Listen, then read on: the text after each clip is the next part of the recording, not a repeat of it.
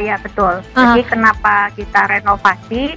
Jadi waktu ada hujan lebat di sana kebocoran teras. Meter. Baru saja kejadian di KPT depan ambruk. Monitor. Bisa langsung rapat. KPT lagi ada acara lomba layangan. Atap teras gedung ambruk bertepatan dengan kegiatan lomba layang-layang yang digelar pada Minggu siang. Akibat kejadian ini, 3 orang pekerja mengalami luka diduga akibat tertimpa reruntuhan gedung.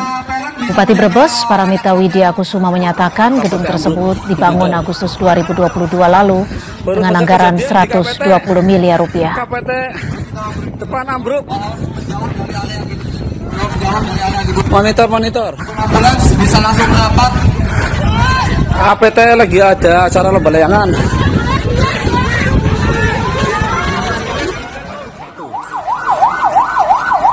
Tangan itu gel.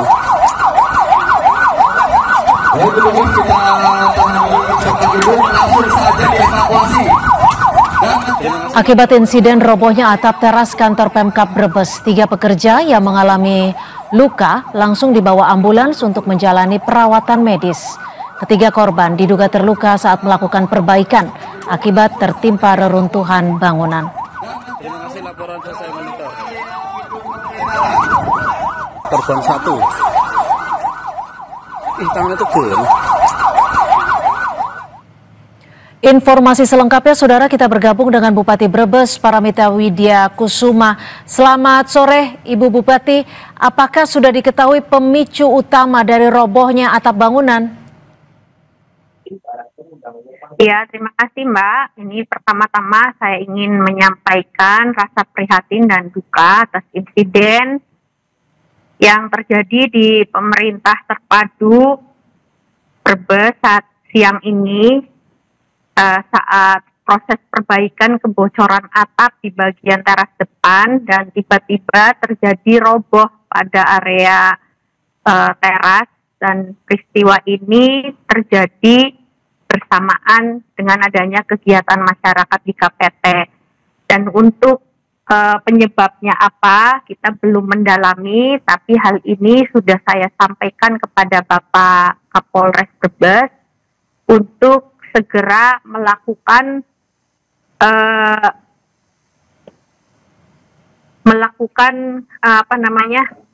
mendalami kasus ini, itu seperti apa, penyebabnya apa sehingga teras itu bisa ambruk. Dan hari ini pun KPT sudah disterilkan, sudah ditutup, dan ada polis lain di sana.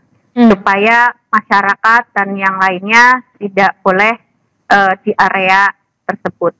Ya, Ibu Bupati, tadi dalam program Breaking News Kompas TV, Anda juga membenarkan bahwa bangunan ini sebenarnya baru saja dibangun pada Agustus 2022 dengan anggaran 120 miliar.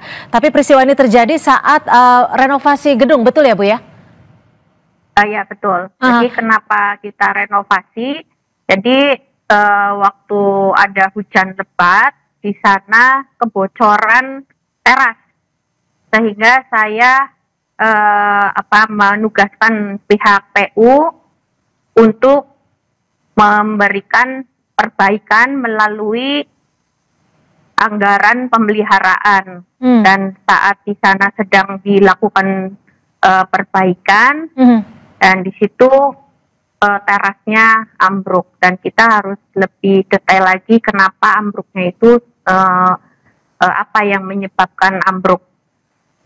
Apakah ambruknya ini akibat renovasi atau memang ada fondasi yang dinilai tidak cukup kuat untuk menahan bangunan? Karena kalau dilihat dari visual secara kasat mata, ini tampaknya ada 2 pilar yang diduga sebagai fondasi ini roboh seperti itu, Bupati.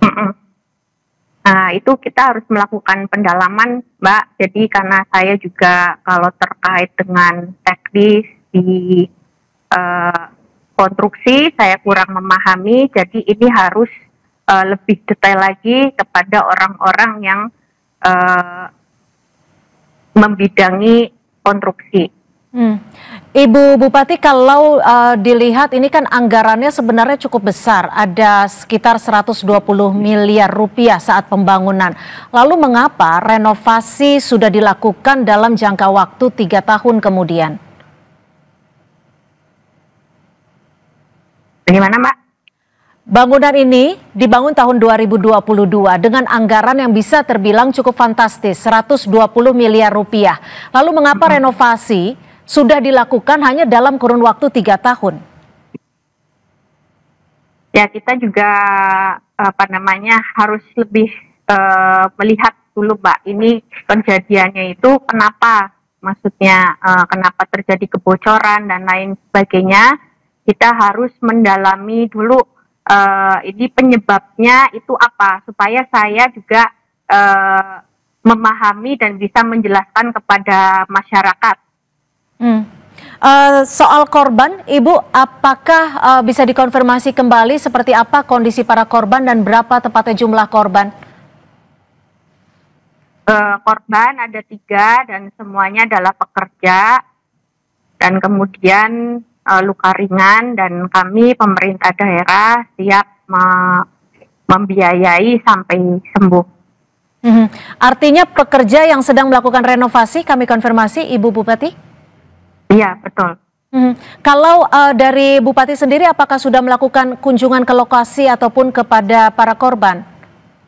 Nah, hari ini kami akan segera melakukan kunjungan kepada korban di Rumah Sakit RSUD Brebes.